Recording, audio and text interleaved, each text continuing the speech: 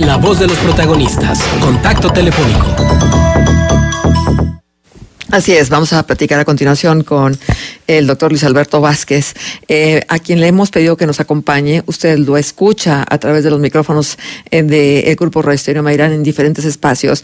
Y Luis Alberto, nos da mucho gusto que estés con nosotros para poder platicar sobre la conformación de dos nuevos partidos políticos: México Libre de Margarita Zavala y Felipe Calderón, y Redes Sociales Progresistas del Bester Gordillo y Familia. Y lo hacemos, bueno, porque tú has estado muy cerca de lo que es el INE, desde la Consejería Electoral, y sabes perfectamente bien todo lo que significa y todo lo que implica el registro de un partido, y esto de saturar luego las boletas con una cantidad importante de partidos donde luego el elector no sabe ni quién es quién. Bueno, Luis Alberto, pues muchas gracias por estar con nosotros. Hola, muy buenos días, Marcela, Manuel, y a todo el auditorio de Contextos. ¿Qué tal, mira, doctor? la historia de México, la historia política ha estado plagada de centenas de partidos que nacen para una elección y mueren casi inmediatamente a su realización. Pocos son los tradicionales que se han observado. Voy a hacer una brevísima relación. Por ejemplo, después de la Revolución aparecieron una serie de partidos políticos que pues prácticamente no duraron nada. Va a ser hasta 1929 cuando Plutarco Elías Calles inicia la etapa del México político moderno, cuando nace el PRI con sus dos denominaciones anteriores, Partido Nacional Revolucionario, Partido de la Revolución Mexicana, y 10 años después nace el PAN, únicos de aquella época que subsisten a la fecha, si es que se puede llamar subsistencia a lo actual que viven ellos. Ahora bien, para las elecciones entre esos años, 1930, 1988, aparecieron infinidad de institutos políticos, pero destacaremos solamente dos porque fueron los que tuvieron más duración. El Partido Popular Socialista, un regalo de Miguel Alemán a Vicente Lombardo Toledano en 1948, como agradecimiento por haber recibido de él el mote de cachorro de la Revolución. Y el Partido Auténtico de la Revolución Mexicana de 1954, regalado por Luis Cortines a un grupo de exrevolucionarios. Y aquí hay una cosa muy importante. Salvo en 1994, estos dos partidos políticos lanzaron un candidato a la presidencia de la República, siempre se adhirieron al PRI. Y juntos esos dos partidos, que para mí es importante para el momento actual, nunca llegaron a completar el 2% de la votación nacional en elecciones federales.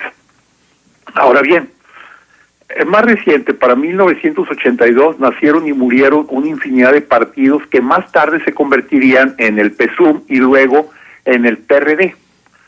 La elección histórica fue la de 1994, en la que participaron 9 candidatos a la presidencia de la República y 9 partidos.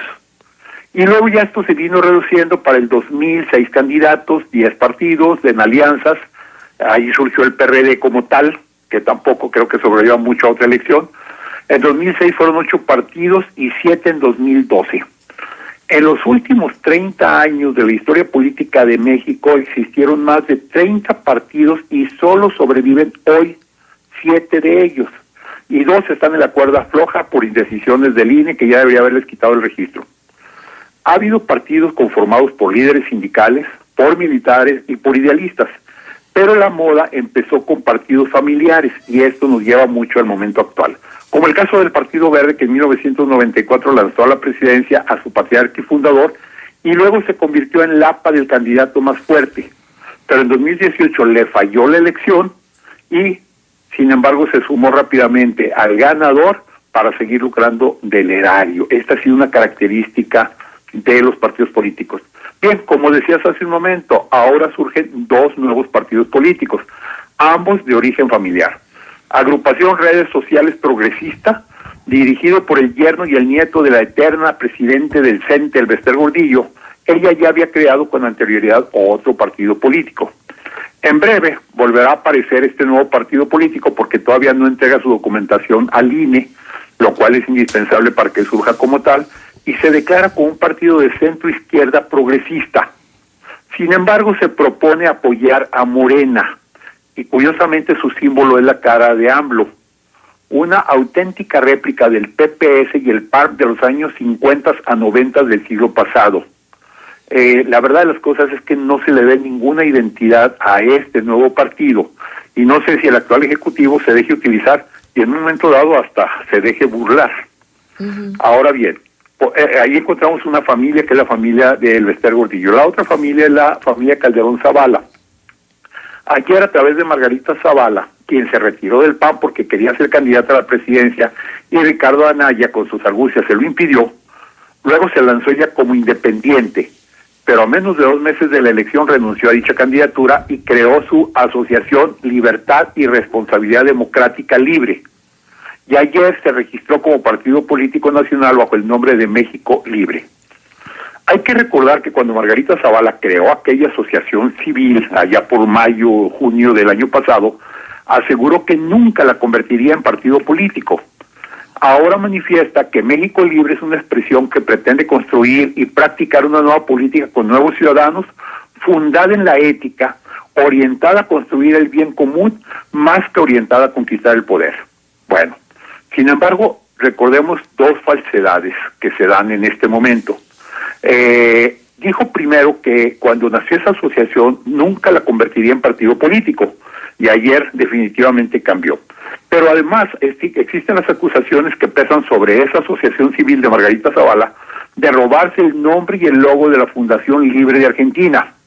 Y bien dijo la presidenta de esa asociación civil tras el plagio del nombre: mal empieza con su concepto de ética, ¿cómo será de presidente? Y bueno, pues aquí nos queda claro que algunos expresidentes de la República usan a sus esposas como escudo para sus ambiciones personales. ¿Qué pasa con estos registros? Bueno, aquí hay una serie de problemas serios. En primer lugar, el INE reparte mucho dinero a los partidos políticos desde que nacen. Luego, como hoy, andan viendo cómo recuperar facturas y excedentes de los partidos que no lograron sobrevivir. Entonces, yo pienso que no debería dársele dinero hasta que en una elección demostraran tener al menos el mínimo de votos para subsistir. Porque no es una cosa juntar las firmas para crearse, y otra cosa es lograr los votos en las elecciones. Lo vimos con el Bronco y con la propia Zavala ya en las elecciones pasadas. Ahora bien, especialmente ahorita el INE se enfrenta al problema de la reducción de su partida, algo que es justo dada la diferencia que existe entre las elecciones del año pasado y este año, que prácticamente no va a tener elecciones el INE. Entonces, no se puede estar dando dinero a partidos que acaban de nacer y no sabemos cuál va a ser el uso que van a hacer de los mismos. Ahora bien, otro peligro es atenerse a la veracidad de las acusaciones del Chapo y sus abogados a expresidentes, y me refiero concretamente en este caso a Calderón, donde se les acusa de haber entregado dinero para diferentes movimientos, inclusive para campaña. Digo, son acusaciones allá en Nueva York que simplemente hemos escuchado, no hay ninguna prueba de ellas, pero pues nos mueven el tapete. Y bueno, peor aún es cuando se logran acomodar legisladores que son auténticos criminales políticos y quieren gozar del fuero, como se intentó aquí en Coahuila con la dinastía Moreira y el Partido Joven. Entonces, toda esta serie de circunstancias que se generan en torno a partidos nuevos, es importante destacarlas y cuidarnos.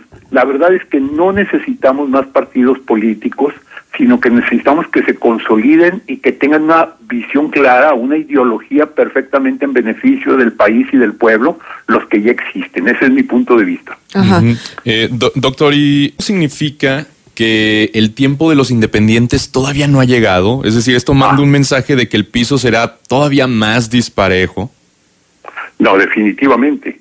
Y ese piso tendría que justificarse prácticamente reduciéndole el presupuesto a los partidos existentes, así de entrada, cuidando el uso del dinero mal habido, en este caso el que pueda provenir de los grupos criminales, ¿sí?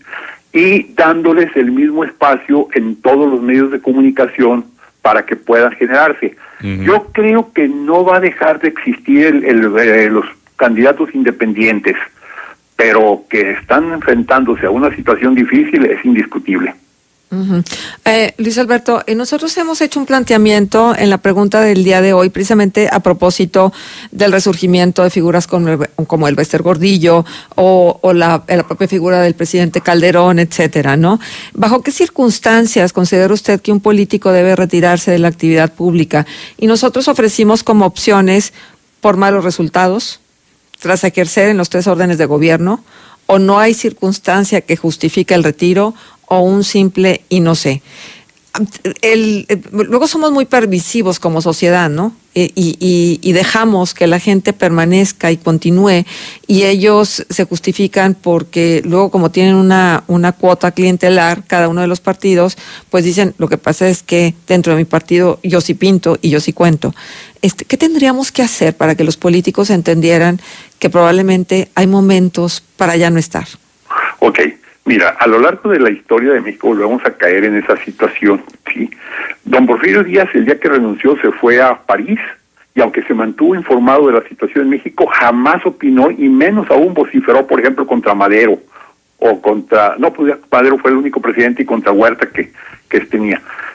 Luego ha habido otros presidentes en los que ha habido necesidad de enviarlos como embajadores, el caso de Luis Echeverría a las Islas Fiji, y ha habido otros presidentes que han tenido la prudencia de quedarse callado ante circunstancias que el país ha vivido. Otros han actuado desde el fondo, como es el caso de Carlos Salinas de Gortari, que se mantiene, pero no aparece mucho.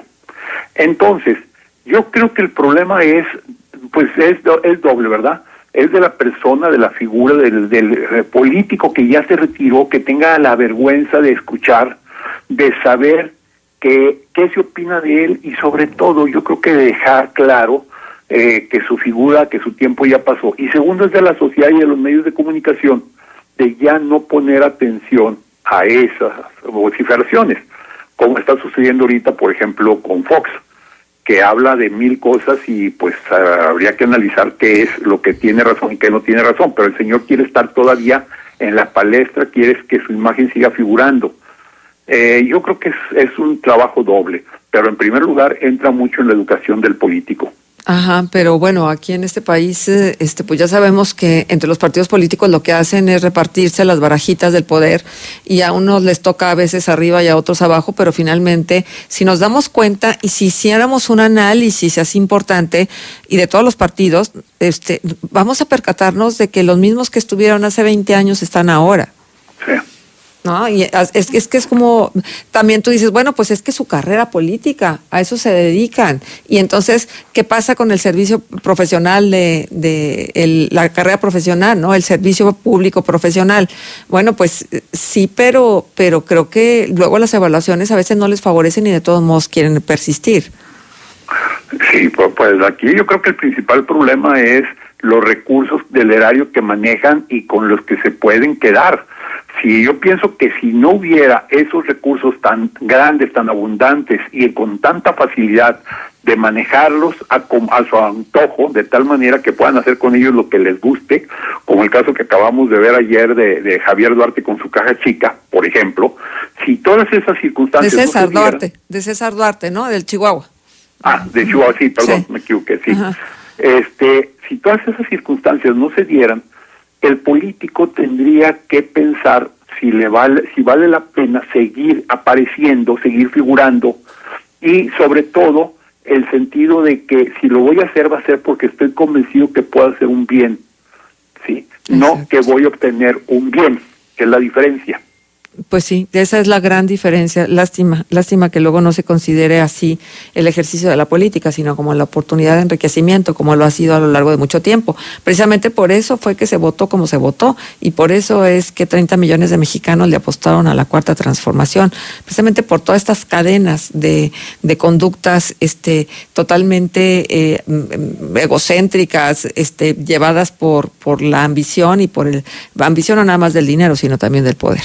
Bien, Luis Alberto, pues vamos a ver qué pasa con todo esto. Por lo pronto hay gente que se manifiesta y dice ni un partido más, solo de haber dos partidos, bola de vividores, no es posible, e introduce un hashtag, dice, por la reducción de los partidos, y hay otras manifestaciones de indignación hacia quienes ya han lucrado mucho con el dinero público y que piden que ya no se acerquen a él, al dinero público precisamente. Bien, Luis Alberto, pues muchísimas gracias por estar con nosotros y por comentarnos en relación a estos temas. Muchísimas gracias a ustedes. Feliz día. Hasta luego. Igualmente, el doctor Luis Alberto Vázquez estuvo con nosotros.